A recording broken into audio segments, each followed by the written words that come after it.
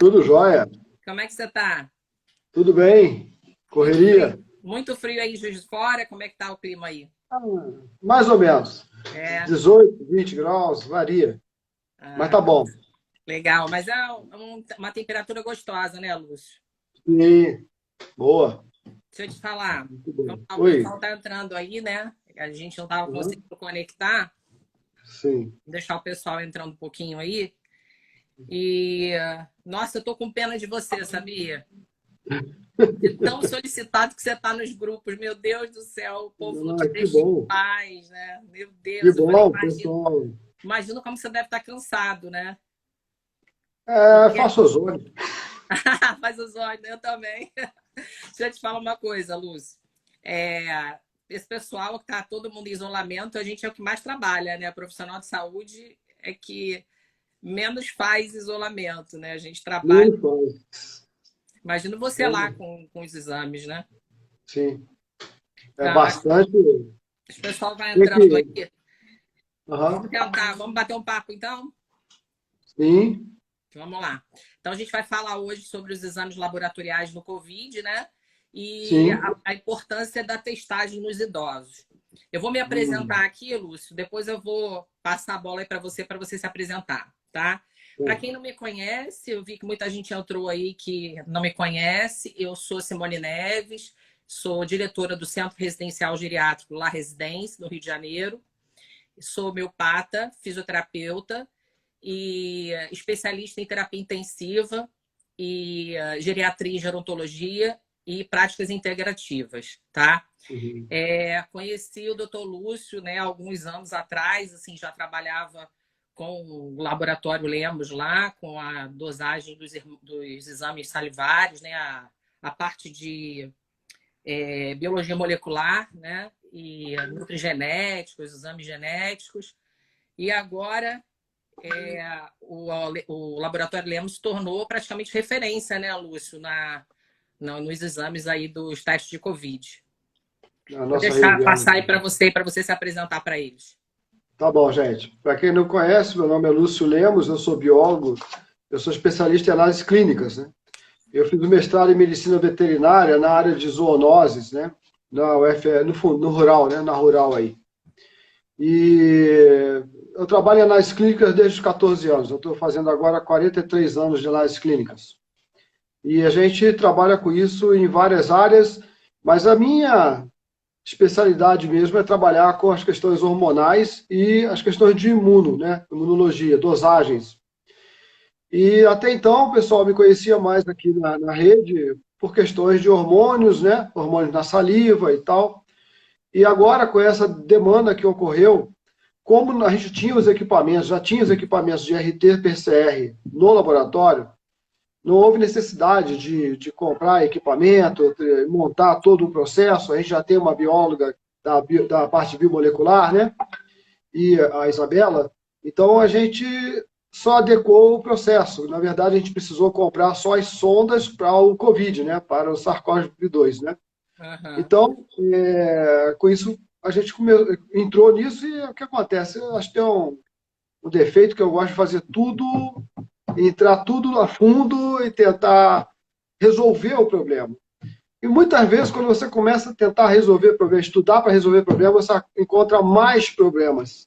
Uhum, é Mais verdade. problemas. Coisas que estão assim, ocultas, que a gente não consegue entender por que, que não dá certo uma coisa e outra. Então a gente começa a estudar, e nesses 2 meses a gente começou a ter alguns feedbacks de bancada e de conversa com os profissionais médicos que solicitam esses exames. E a Uhum. gente viu que existe um caminho que está indo para o lado um pouco errado, porque a gente acaba perdendo informação, procurando uma que não estaria naquele momento ali.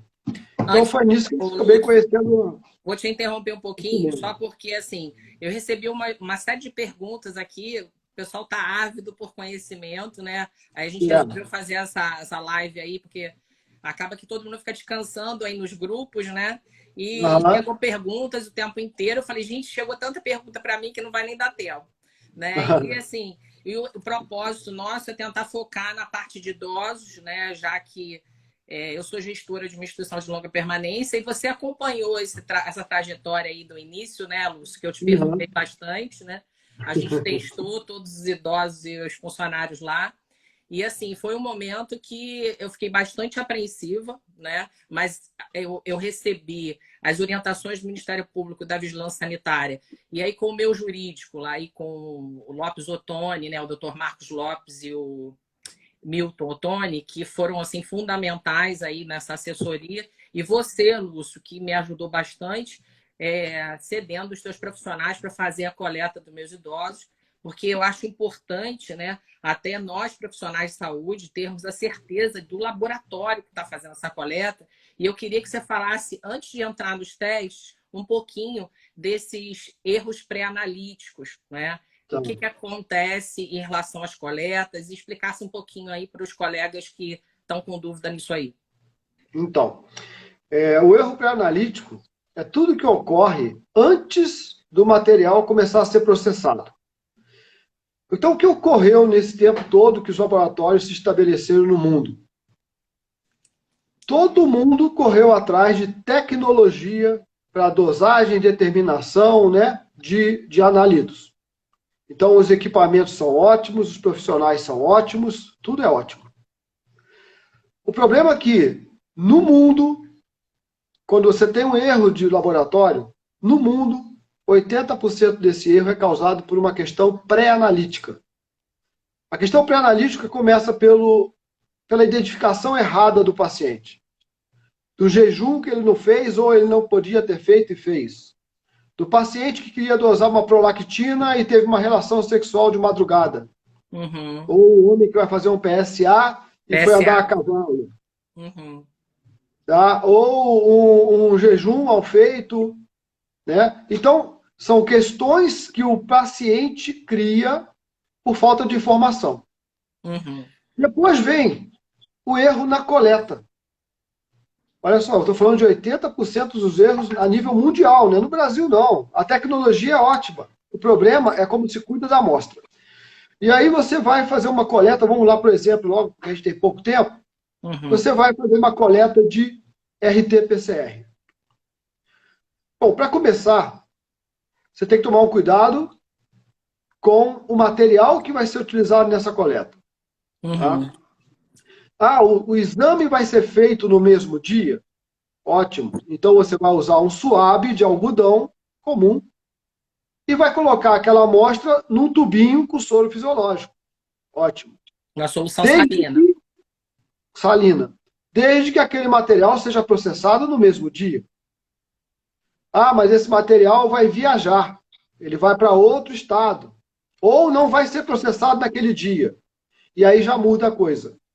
Tem que ser um suave de ponta de rayon. É uma ponta especial. Uhum. Tem que ter uma solução onde esse suave vai ser imerso, uma solução tamponada 7.4 RNase free, ou seja, não pode ter nada que destrua RNA. E aí sim, você tem em torno de 48 a 72 horas para esse material começar a ser processado. Vai levar 72 horas para chegar, então já perdeu. Porque vai levar 72 horas e vai ser processado horas depois. Então, se ele vai levar 48 horas de viagem, durante as 72 horas seguintes, ele tem que começar a ser processado ou ser separado para começar o trabalho. Aí o pessoal fala, mas eu vou congelar. Tudo bem, você pode congelar, desde que seja menos 70 graus. Menos 20 não funciona. O que acontece quando você não respeita isso que eu acabei de falar? Você está pesquisando, não é uma enzima, uma bioquímica do vírus. Você está procurando o RNA do vírus. Uhum. E quando ele não é bem tratado, bem cuidado, ele se desnatura. E aí, na hora de fazer a preparação, a extração do RNA, você não tem o material necessário para fazer a segunda parte, que é a parte que vai fazer no equipamento do RT-PCR.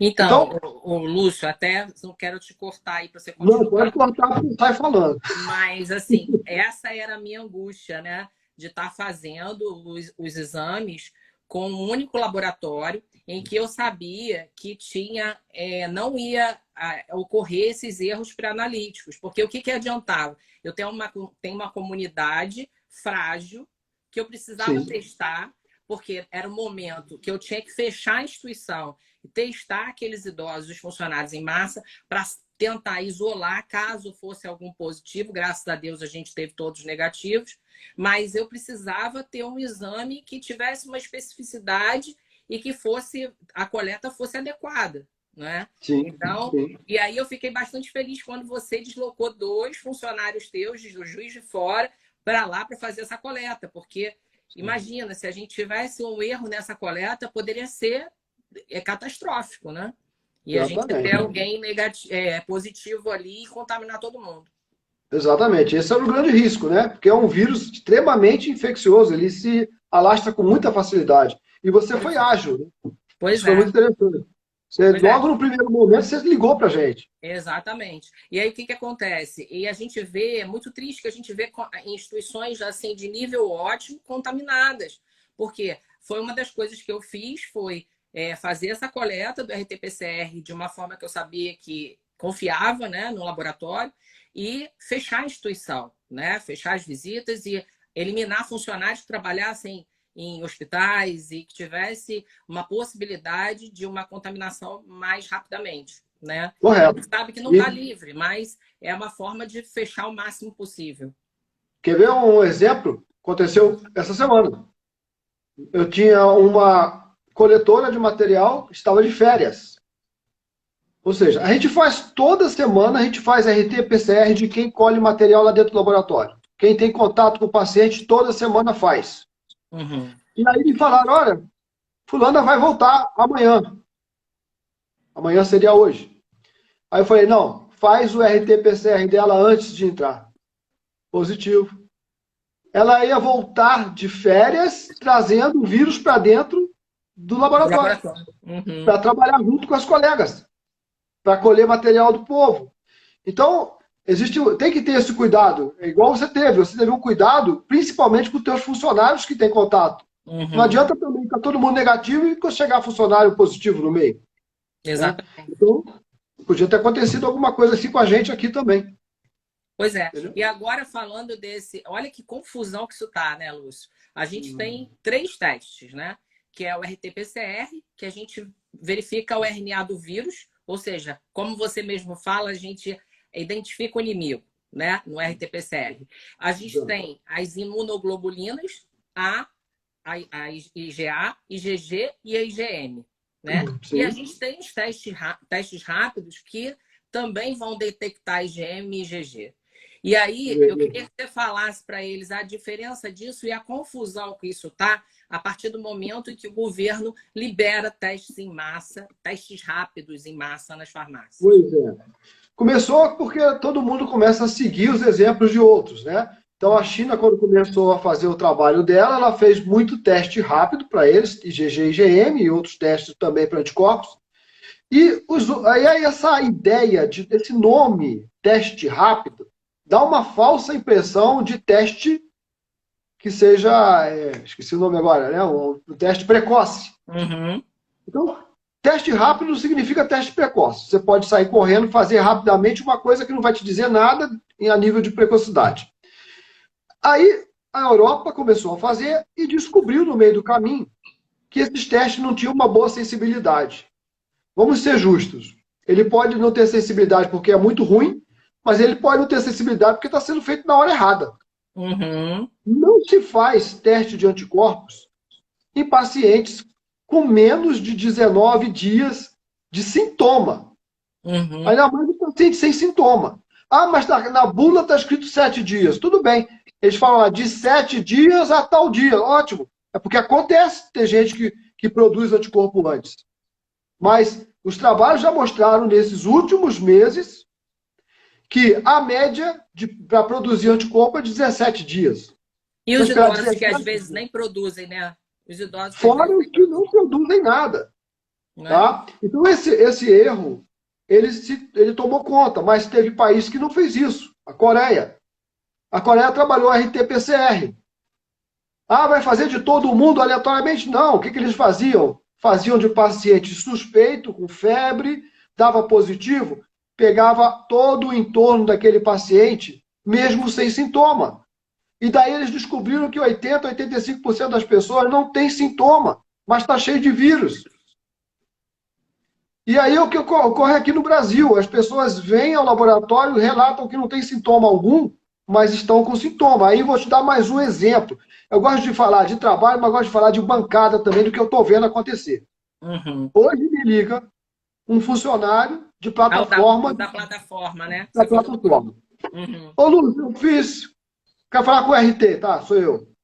Ô, Lúcio, eu fiz exame de sangue e exame de SWAB no seu laboratório, ou seja, anticorpos e RT-PCR. Eu cheguei há 3 dias, fiquei 2 dias em casa, minha esposa perturbando, mandando eu fazer isso, fazer o teste. Eu vim fazer ontem. E agora eu pego um resultado, o meu RT está positivo e meus anticorpos negativos. O que eu faço? Eu faço. O que você faz? Primeiro, você tem que conversar com o médico. Segundo, que você vai ter. Se você tivesse, ao chegar em Juiz de Fora, ido para um hotel, passar um dia, colhia o material, passava um dia, talvez você gastasse menos do que você vai gastar agora, porque você tem 3 filhos, a esposa e a sogra. Você vai fazer mais 5 PCRs. Porque você não sabe nesses 2 dias se você transmitiu. Uhum. E aí, moral dessa história. Imagine se ele tivesse sido instruído a fazer só anticorpos, que deram negativo.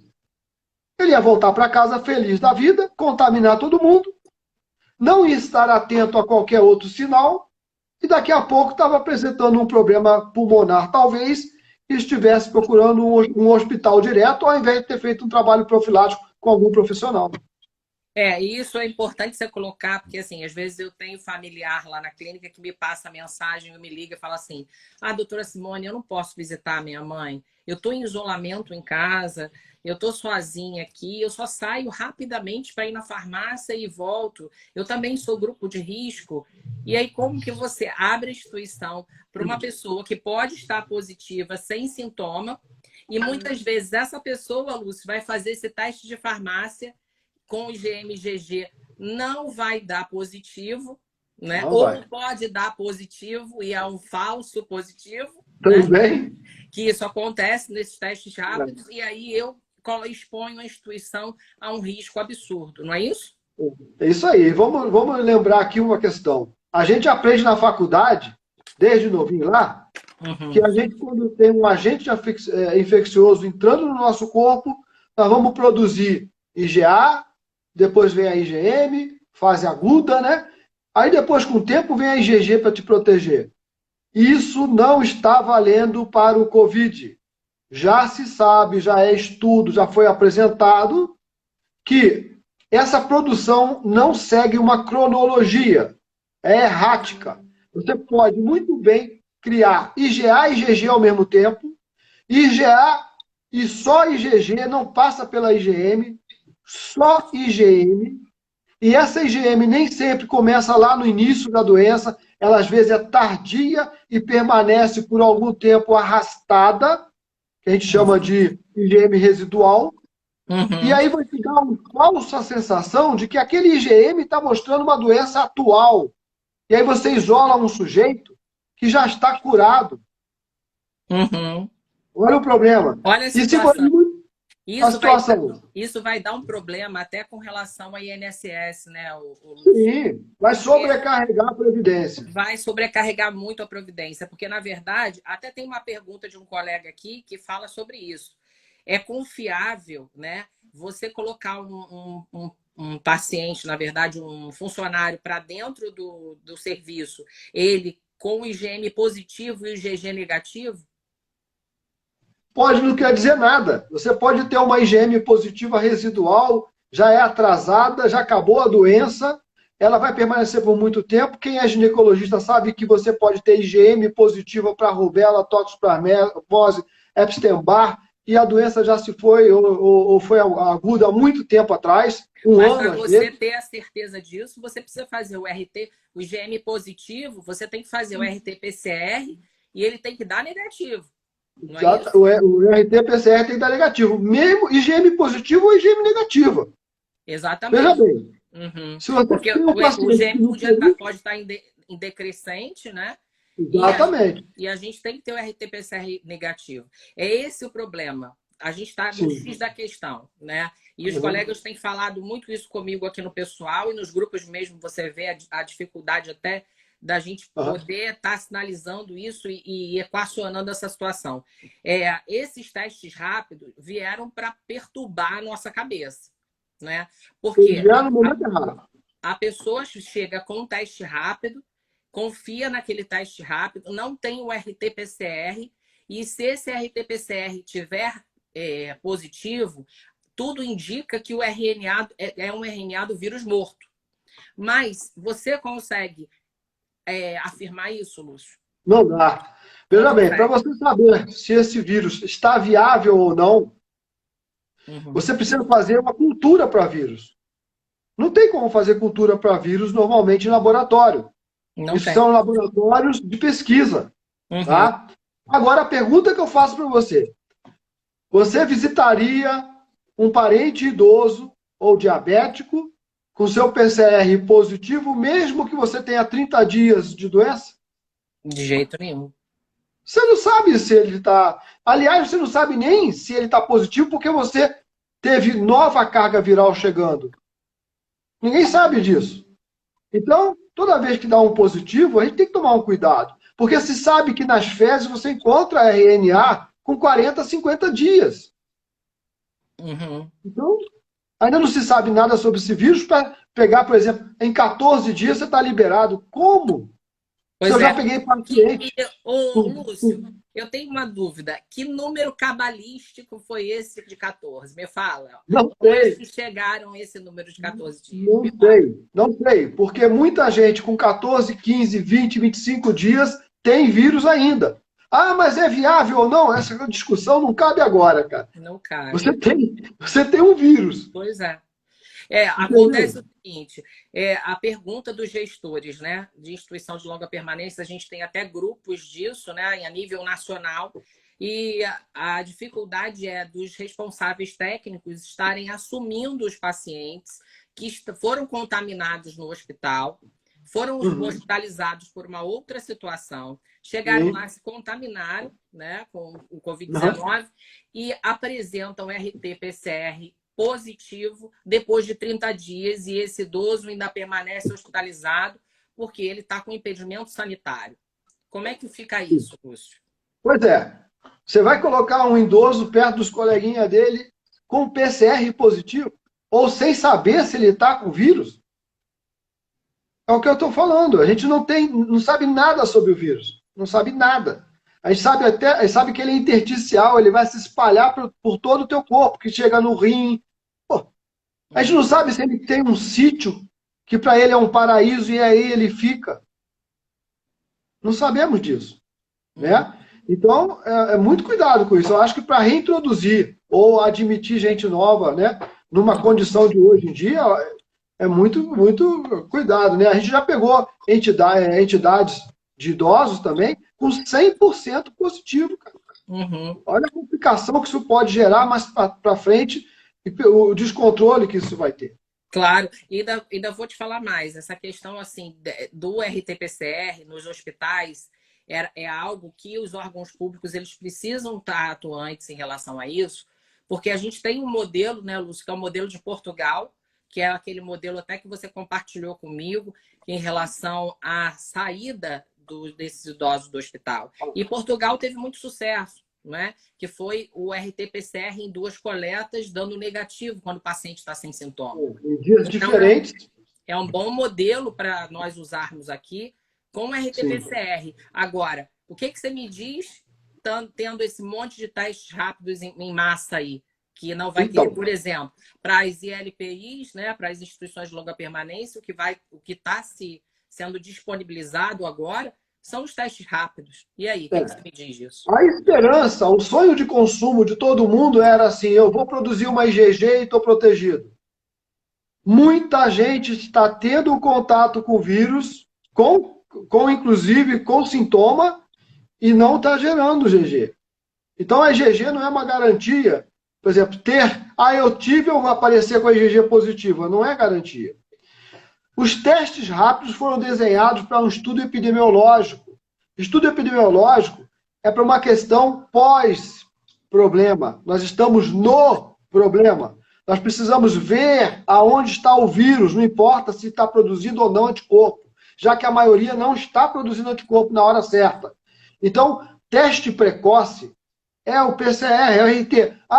Perdeu, vai jogar tudo fora? Não precisa, tem validade. Guarda esses testes para um segundo momento, para fazer um estudo epidemiológico, para você que quer saber se gerou anticorpo, caso apareça uma vacina e você queira usar. Se você tiver com anticorpo, é bobagem tomar vacina. Então, você, depois de um tempo, né, isso se surgir vacina para. Porque é outro papo. Ter anticorpo IgG não significa que você está imune. Nós temos anticorpo contra HIV. Ó, segundo o nosso colega lá, o Bruno Cavellucci, o sonho de todo brasileiro é uma casa própria, carro. ganhar na loteria e ter uma IgG positiva. Agora mudou, o carro saiu do lugar. Exatamente. E isso é uma ilusão, ele mesmo fala também, isso é uma ilusão.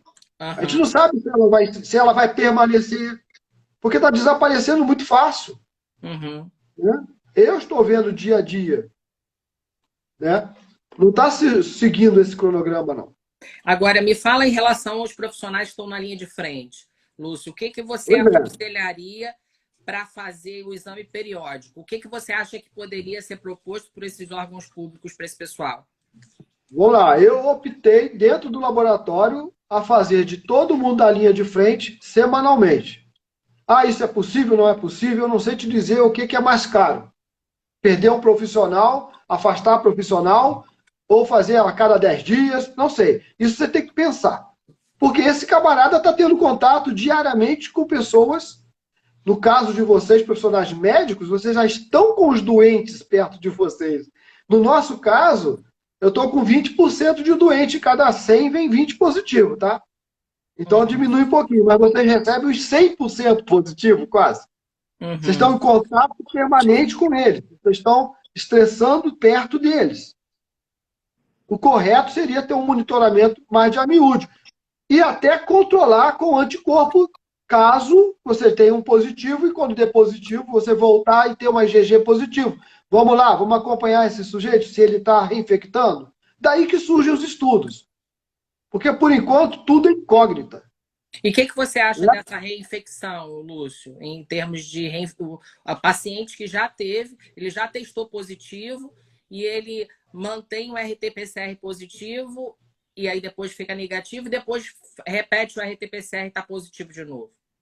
Pois isso aí também está sendo incógnita, tem acontecido, na China aconteceu, né?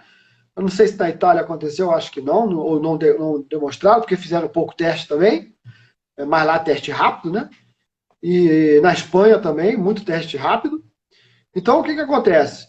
Você pode sim ter contato e o vírus se instalar por um tempo, até todo o teu sistema imune de novo destruí-lo. Né? Isso pode acontecer.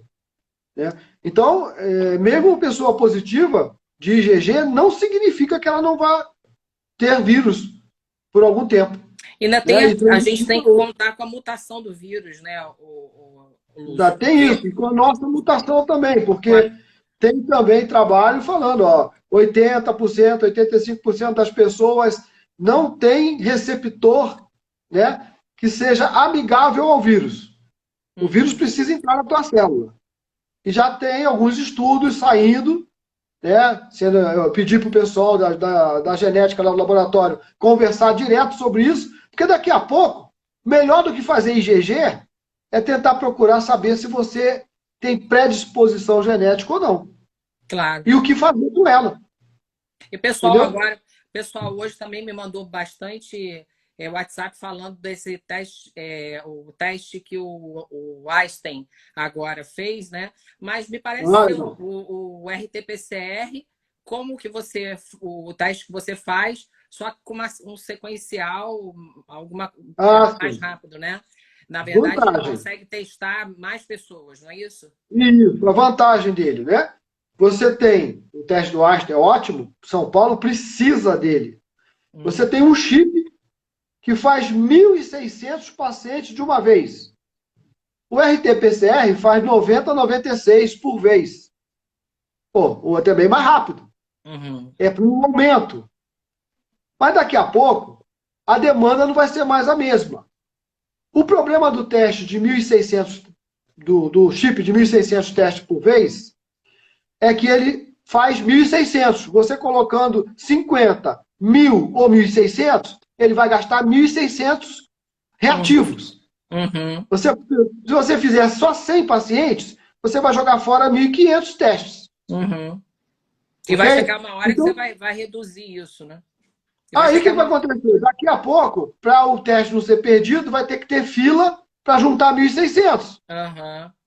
Então, agora, no momento, ele é extremamente útil, principalmente para São Paulo. Eu não sei para Rio, não sei para Belo Horizonte, Porto Alegre, mas para São Paulo, que já está com uma fila aí de demanda de 3 dias para você fazer o exame, RT-PCR não pode levar 3 dias. Uhum. Né? Agora, tem uma pergunta aqui de um colega que fez a seguinte pergunta: o paciente melhorou os sintomas da Covid-19 estando com o SWAB RT-PCR negativo, mas não desenvolveu o IgG. A gente já falou sobre isso, mas explica melhor, Lúcio. Qual seria o significado disso? Eu desenvolvi RT-PCR positivo há 30 dias atrás. Me recolhi, não sentia nada, eu fiz por curiosidade, como eu já brinquei várias vezes, procurei chifre e cabeça de cavalo e achei. Sempre, né, Aí, Lúcio? aí eu tive que me isolar. Uhum. Fiz lá minha vitamina C e outras macumba. Uhum. 4, 5 dias depois, Vamos puxar para a nossa integrativa, né, Lúcio? exatamente. 4 dias depois, ozônio. 4 dias Ozônio. depois, negativo. Ah, Lúcio, já estava no final, foi isso, foi aquilo, não sei te falar. Eu sei que eu tinha numa sexta-feira e na segunda repeti negativo. Como eu não ia acreditar simplesmente no resultado, fiquei mais 3 dias isolado e repeti. Eu dei uma de português. Uhum. Aí deu negativo. E eu fiz meus exames de anticorpos. Tudo negativo. 20 dias depois, negativo. Então eu não produzo anticorpo.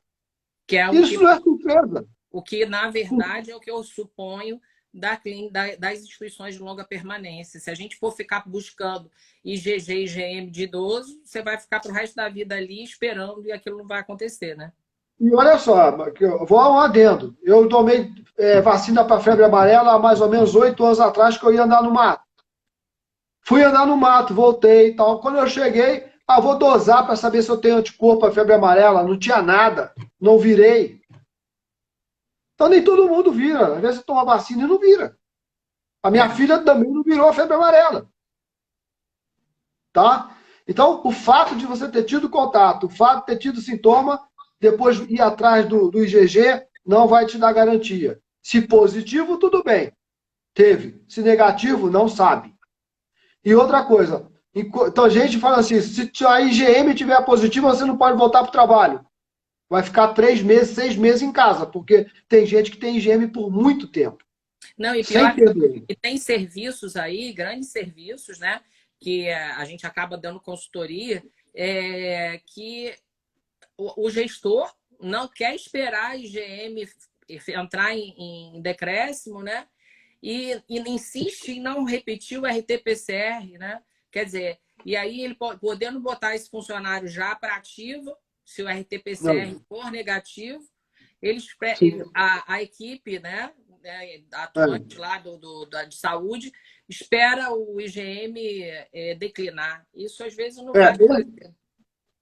esse ranço IgM significa doença ativa, não está valendo para o vírus, o Covid, não está valendo para a doença Covid. Isso aí já está claro, já foi demonstrado pelos trabalhos e pelos chineses. São trabalhos de 2020. Mas tem trabalho de 2004 falando do gênero do SARS-CoV-2, do SARS-CoV-2, já com esse problema lá atrás, com os anticorpos também se comportando assim. Eu vou te colocar em maus lençóis agora, tá? Mas você não leva a mal porque você é meu amigo, Ela tá? não respondo Então, também. mas eu tenho que te Eu vou perguntar. falar assim, ei, ei. Ficou ruim a conexão, de repente, né? Então, por que o governo resolveu liberar os testes rápidos, Lúcio, na tua opinião?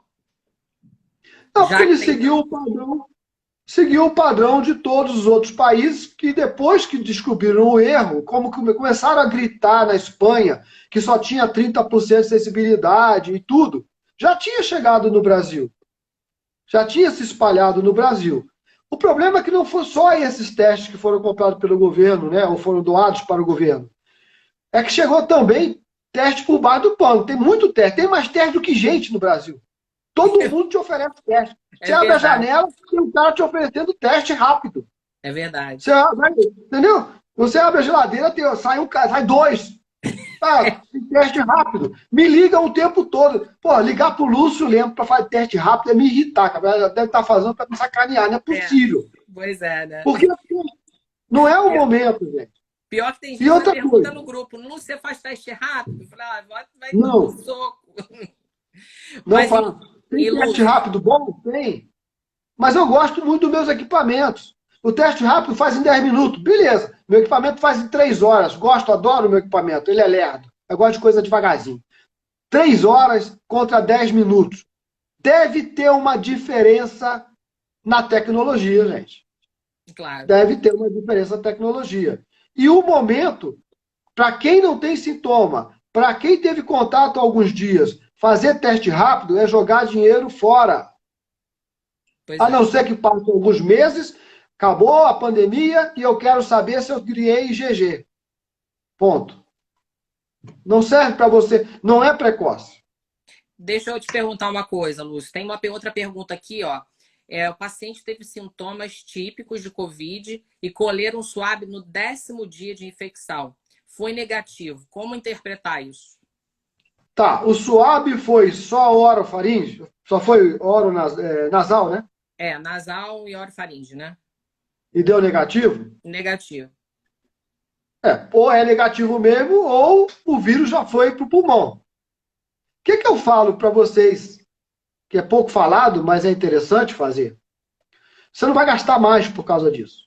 Você vai no laboratório, vai colher a orofaringe, naso, pede para colher o escarro também. Escarro, fundo de peito. Lembra da tuberculose? Para fazer baciloscopia? O cara estava lá, eu quero escarro, mas não tem, força o teu pulmão. Vai. Faz um. Você pode ter 3 materiais sendo feitos num exame só. A gente não quer saber se o vírus estava no nariz, na garganta ou no pulmão. Agora, se esse paciente estava internado, um lavado brônquico, sei lá, porque está chegando no pulmão e pode ser que negative na orofaringe, na boca, mas você tem o vírus. Mas assim, é com 10 dias? Já falei. Tem paciente com 25 dias que só faz orofaringe, nasofaringe positiva. Isso não é regra. Estão falando que o PCR é só até 10 dias. Não é. A gente colhe de várias... A gente está compilando tudo isso, tabulando. Daqui a pouco teremos dados para vocês. Pessoas positivas por tantos dias. Você sabe, Lúcio, que a gente está com um grupo aí heterogêneo, né? A gente tem bastante profissionais aqui que eu vim entrando, mas tem algumas pessoas que não são da área. Tem gente perguntando aqui para explicar o RT-PCR, como é que colhe ele para ter certeza que está colhendo corretamente. Explica para o pessoal aí o que é o RT-PCR. Então, o cara que vai colher não tem que ter pena, não. Esse suave que vai ser introduzido no seu nariz, ele tem que te incomodar. Aliás, eu dou uma dica para os caras que colhem. nunca colha primeiro no nariz. Sabe por quê? Você colheu no nariz. Quando você está chegando para colocar o suave na boca, o cara espirra na tua cara.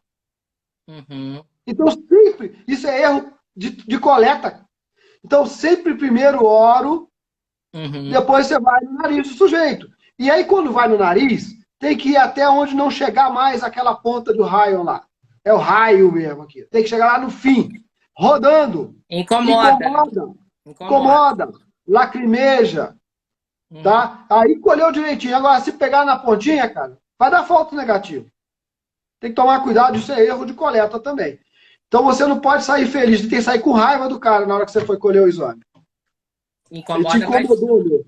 Incomoda bastante mesmo. Incomoda, tem que incomodar. Tá. E, na verdade, o RT-PCR explica para a pessoa que perguntou sobre o exame, o que, que você acha no RT-PCR? O que, que você está buscando? Uma pessoa Nós estamos buscando... existe...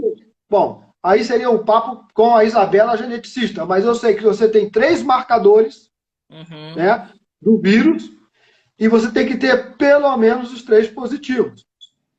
Aí daqueles inconclusivos, aquelas coisas, é quando você ou está começando a infecção ou ela está caindo. Ou quando o material foi maltratado. Erro pré-analítico. O inconclusivo tem que ser repetido. Tá? Deu inconclusivo, você não sabe se está acabando ou está começando. Então tem que repetir depois de uns 2 dias, porque alguma coisa pode ter acontecido até com o material também, tá? Então... E os RT-PCRs que estão sendo coletados nos hospitais são feitos da mesma forma? Que é não sei. Não sei. A gente recebe de 3 hospitais de fora, mas assim, de acordo com a fase que o sujeito está, que eles fazem a coleta, inclusive, de lavado brônquico, sim. Lúcio, a gente está caminhando aqui para o final. E para as ILPIs, para as instituições de longa permanência, o que, que você sugere para retorno das visitas, para que a gente consiga colocar esses visitantes para dentro sem risco de contaminação? O que, que você sugere que você fosse dessas frentes aí de órgãos públicos sugerir em termos de testes para a gente reabrir as visitas? Pois é, teste para você saber potencial de infecção que o sujeito tem só é o RT-PCR, mas eu falo uma coisa para vocês, que vai complicar. Você vai hoje, você vai visitar sua avó sábado. Quinta-feira você colhe o material. Você pega o seu Uber para voltar para casa e se contamina na volta. É complicado. É complicado isso aí, tá? Então, talvez... vai ser mais vocês tomarem conta dos idosos, dos contatos, né? E caso algum comece a relatar alguma reação, você vai ter que fazer o exame dele e dos que estão juntos, né? É bem complicado aí, é o RT que teria que fazer. O grande problema, Lúcio, que aí eu vou complicar um pouquinho mais a pergunta para você, tá parecendo pergunta de prova, né? A gente vai entrar num período de outono e inverno, em que a gente tem um cruzamento delicioso aí de H1N1, de dengue, de chikungunya, tudo junto, né? Fora todas as síndromes gripais que o idoso apresenta nesse período, rinite, uma série de coisas. E aí fica complicado, meu amigo. Como é que a gente faz para poder definir essas questões? Bom, existe um teste na Coreia de antígeno teste rápido, mas não tem no Brasil. Talvez se vocês tivessem esse teste, que vocês colhem com suave e faz na hora, talvez ia minimizar o problema. Né? Mas eu não sei por que também não veio para o Brasil, não sei se a capacidade produtiva é baixa, tá? Porque é um teste mais complicado de fazer. Ele parece o H1N1, que também faz dessa forma. Não sei se você já viu em hospital. Você colhe também na narina e faz na hora. Entendeu? Pode ser que essa seja uma saída que vocês deveriam estudar para fazer com esses lugares de rotatividade de visita. Né? Agora... E a outra coisa é medir temperatura, mas você sabe que muita gente não vai ter temperatura aumentada, então tá bem complicadinha essa situação aí, por E a enquanto. visita, normalmente, o visitante do idoso, às vezes é idoso também, né? Então, ele Também. não vai apresentar alteração de temperatura. É um cobertor curto, né? Na verdade, a gente está mato sem Essa cachorro. aí é Tá bem mais complicado. complicada mesmo. É diferente de Pra- você pegar uma indústria, né? Uma empresa grande, igual já aconteceu aqui em Juiz de Fora, uma empresa grande de 200 funcionários, apareceu um gerente positivo, o dono mandou fazer dos 200 no dia seguinte, e dos 200 tinha X lá que ele separou. E agora está tocando, aí repetiu de alguns depois que estavam próximos a esse pessoal, negativos todos, e está tudo funcionando. É diferente de você ter visitas, né? E Pois como é, você falou, de idade, né? É bem complicado pois mesmo. é. Porque aí a gente Entendi. ainda tem uma questão, porque o protocolo é você isolar febre, isolar qualquer sintoma gripal. Mas às vezes o paciente tem febre e não é Covid, não é gripe, é uma infecção urinária, são outras questões, né? Então a gente fica agora, o paciente não pode ter mais febre, porque febre numa expressão de longa permanência é sinal de desespero, né? Porque afinal de É. contas você vai fazer o quê?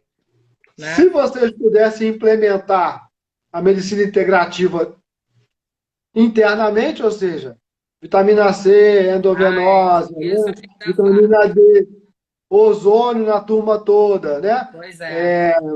Zinco e o que seja, tudo que se pode fazer para proteger o organismo é uma saída, que seria até a lógica de tudo, né? Com Mas eu não certeza. sei como fazer também isso no dia a dia Não, a do gente já internado, tem né? uma vivência na instituição mais integrativa, mas muitas instituições não têm, né, Lúcio? E Pois acaba é. que ficando complicado o manejo disso tudo. Então, na hora de você dar consultoria para esse povo. Pois é. Vamos ver. Deixa eu te Um falar, Lúcio. ozôniozinho retal e ajudar Não, bastante. fantástico, né? Fantástico. Acaba protegendo. A gente, nesse período, graças a Deus, a gente passa muito bem, exatamente por conta das práticas integrativas. Exato.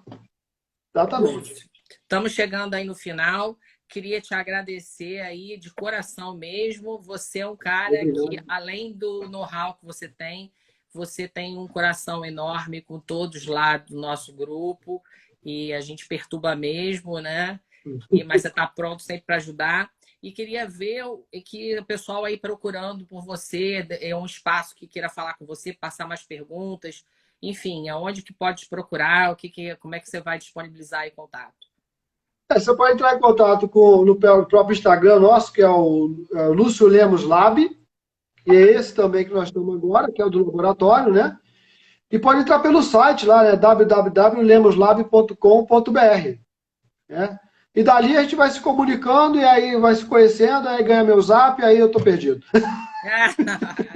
Como sempre, né, Lúcio? Mas, ó, a gente vai estar junto aí. Lúcio, eu aborrecendo, te perturbando aí, como Não, sempre, não. toda hora. Vou te Mas, falar, desde os 14 anos que eu trabalho com isso, eu gosto disso, eu gosto de informar, né? Laboratório, para mim, não pode dar número, tem que dar informação com coerência. Por isso que eu procuro conversar com vocês o tempo todo. ai, Senão que não tem bom. comunicação. Não, isso aí Valeu? é o teu diferencial e eu digo para todo mundo. Realmente, o Lemos Laboratório, para mim, é imbatível. E Que você bom, sabe que você mora no meu coração.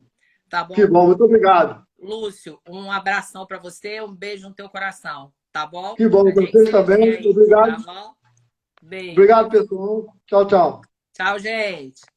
Tchau.